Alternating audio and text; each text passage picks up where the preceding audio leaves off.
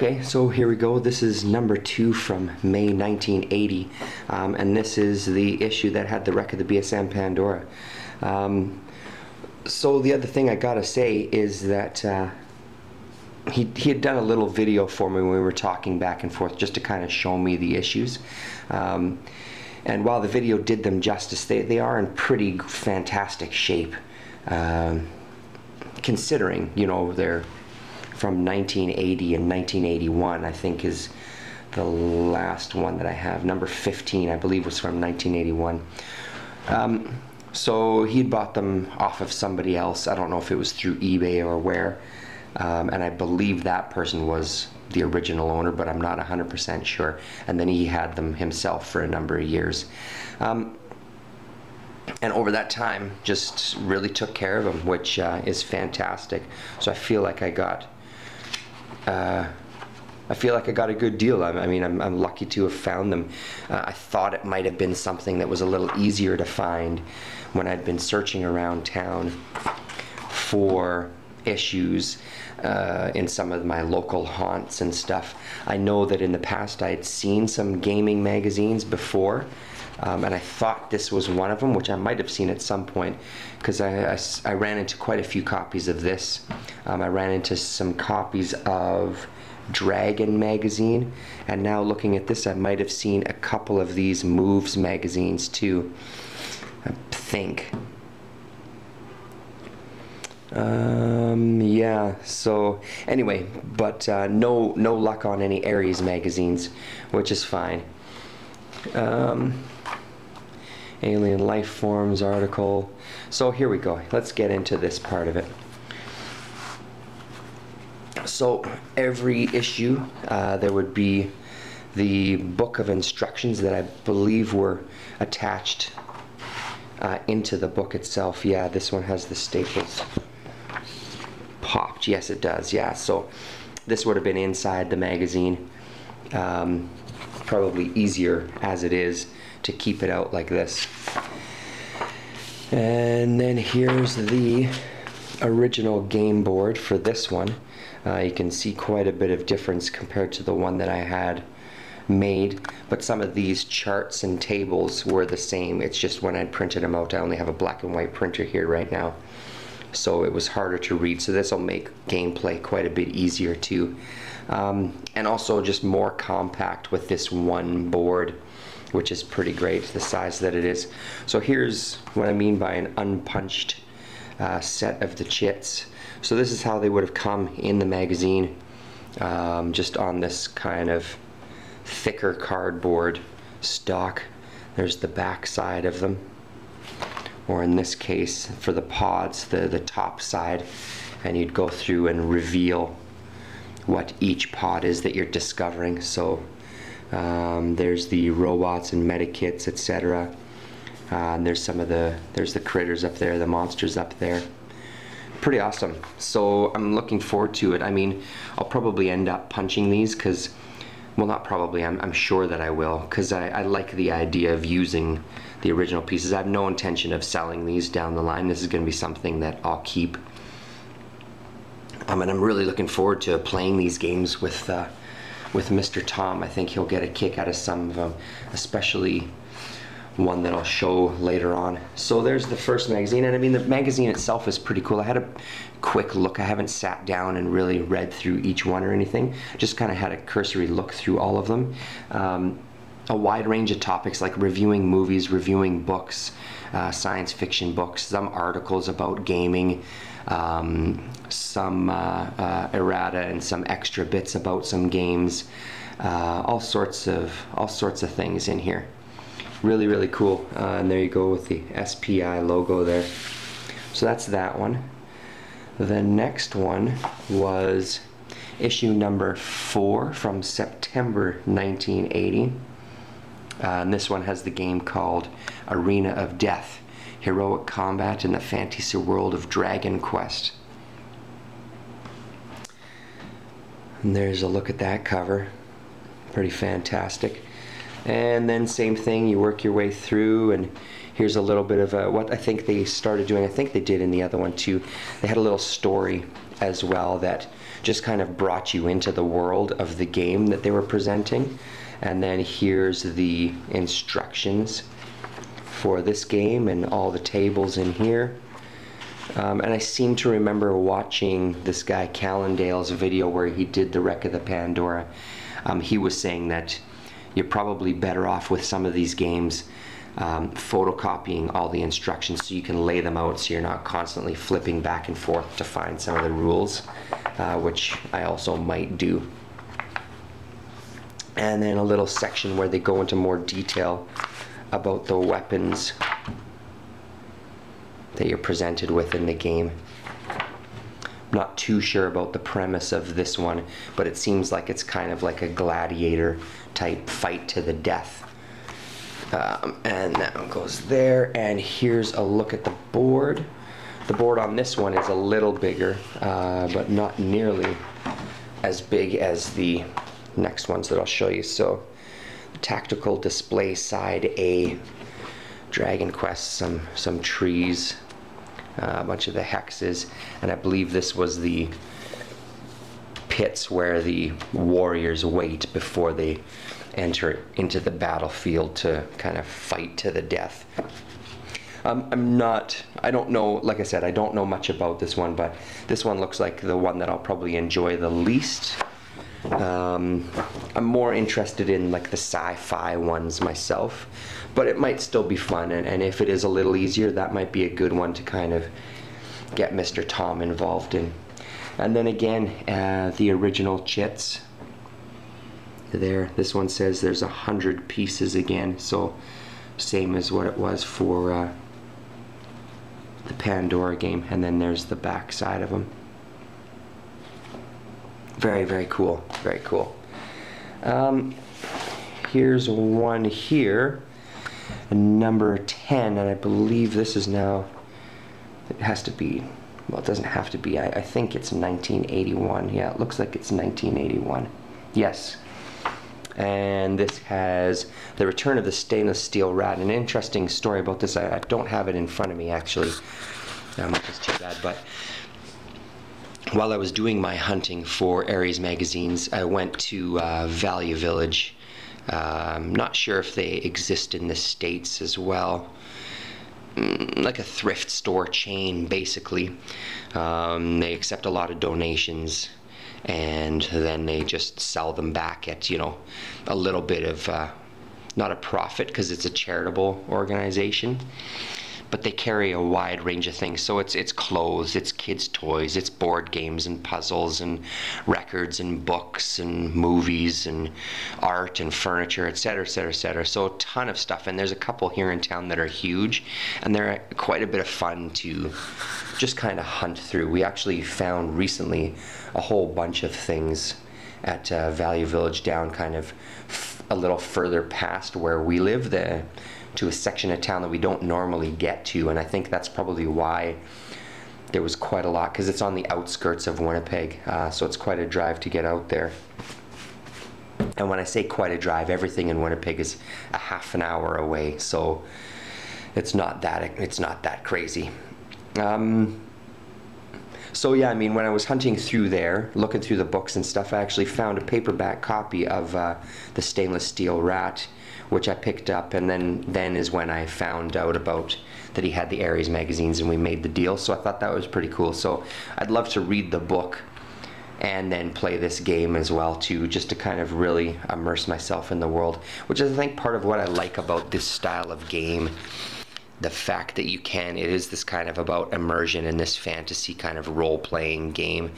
I kind of like that aspect of it. So yeah, here's some film and TV reviews. For example, Escape from New York. There's a little still from it as well. Some books and media. And then this is a Dragon Quest capsule adventure. So I guess the series Dragon Quest, maybe it's, I don't really know, maybe it's kind of like a Dungeons and Dragons thing, so this is like a different campaign, I guess, that you could play within that world. And then a little look at a map that you can blow up and use. And more rules about it. Yeah, and that's about it for there. Little ads on the back as well. So now this is a look at the instructions. So a little bit of art on the front. Timothy Truman is the guy's name. There's a look at the comic type layout. And then, like I said, this one, or maybe I didn't say, this one is supposedly pretty complex to play. So it's quite a number of pages. And it's a paragraph system game. So as you're playing through the game, you get referred to different paragraphs depending on like die rolls or what decisions you make. It's going to lead you to different parts of a story. So the whole idea being that, you know, you could play it a couple of times and have different outcomes and explore different aspects of a storyline. So it just kind of opens up the whole world to you even more, which is a pretty cool idea. And what I've heard about a lot of the paragraph things, and I imagine it's the case because I remember the Choose Your Own Adventure books when I was young. Once you've read them a couple of times, it's really just kind of going over the same terrain and trying to make a couple of different choices. So it becomes a little less fun the more times you play it. So its longevity maybe isn't there. We'll see how a game is like that, but I think that it might end up getting to that point as well. That once you've kind of explored the world and played it a couple of times, you know what's coming up, you know what the storyline's going to be. We'll see if that changes the enjoyment of it. And this one is impressive because I'm going to put you down for a minute. Hold on one sec.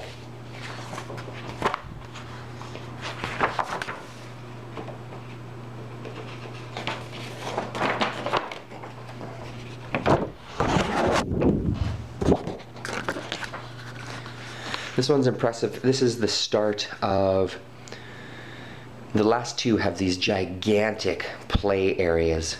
So I'll try to give you the scope of that.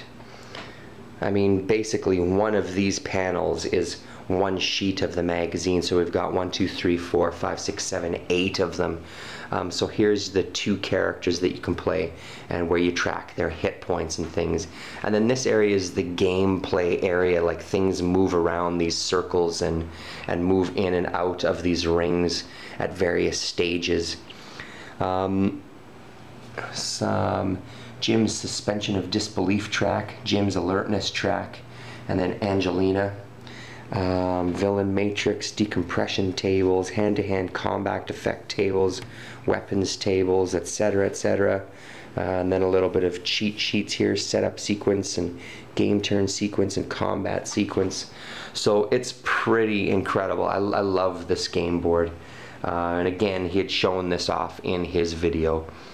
And it, you know, you can get a good sense of it, but actually seeing it is very cool. What a lot of these guys end up doing is they get kind of a sheet of plexi or a sheet of thin plastic, clear plastic that they can lay on top of this board to lay it flat and then be able to play on top of that surface. So I'm going to look into getting a big sheet for that purpose there.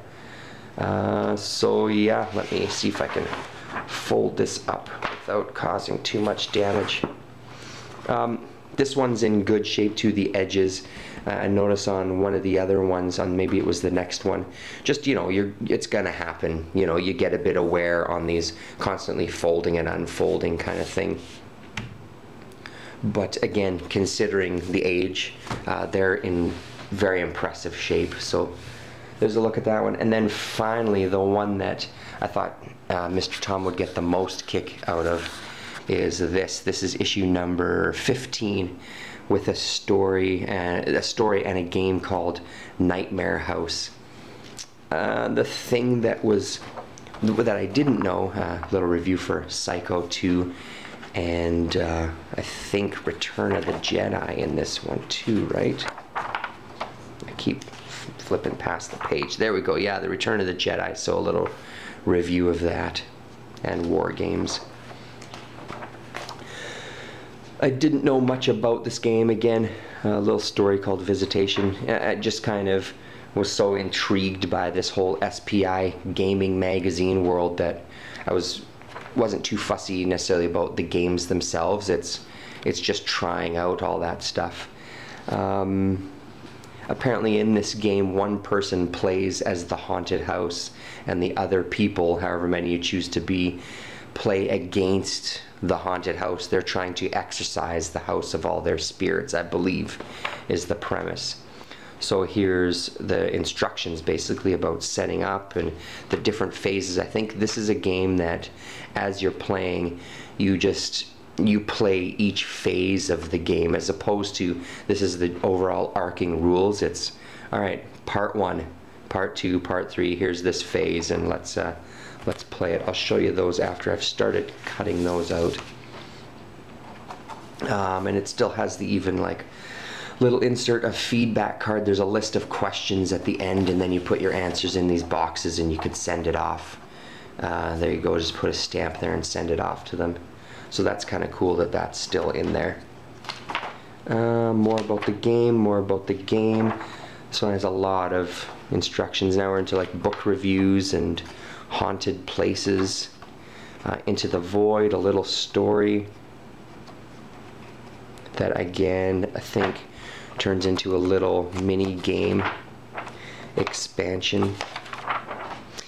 Anyway, so there you go, and then an ad for Star Trek, the role-playing game on the back, which is pretty great. So I had started cutting these ones out, just taking like an X-Acto knife so I can really get through those corners, but this one has quite a few more, so 200 pieces, and there's a look at those chits there and the back side of those. It's just great feeling stuff. So the other thing is, special sexy lady friend has been nice enough, she donated, she's got a lot of little containers and things, so she donated this one to me to keep track of the games. So a little sleeve for Dice and Search for Maggie Dar, Arena Death, Nightmare House, Retain Steel Rat, Wreck, and it's really great. The dividers go all the way up so I can store all my bits.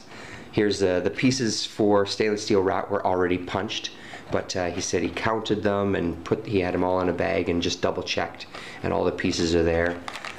This is his version for Wreck of the BSM Pandora. He had done a similar thing that I did, which was scan everything and print it off and then glue it onto comic book backing boards and cut it out, the same kind of thing. He just used a little thinner stock.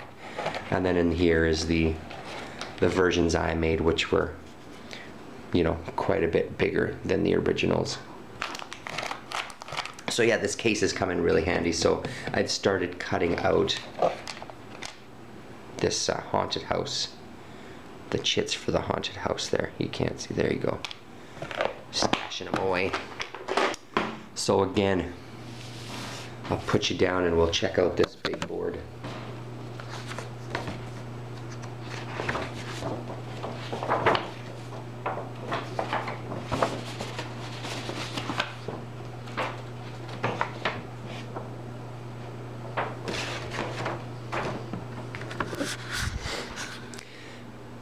So the same as Stainless Steel Rat, it's gigantic. Again, 8 panels.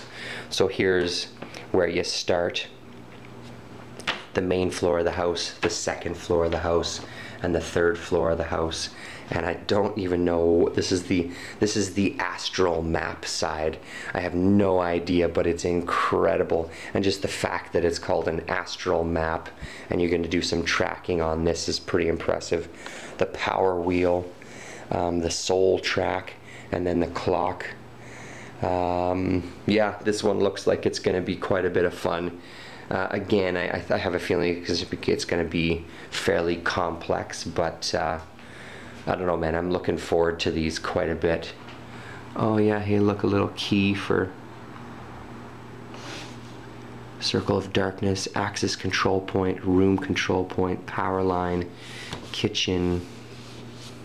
Oh, and then it even gives you a scale. Scale 1 inch equals 20 feet. So there you go.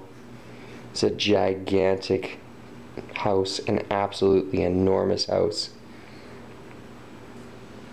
Yeah, so there's a look at that huge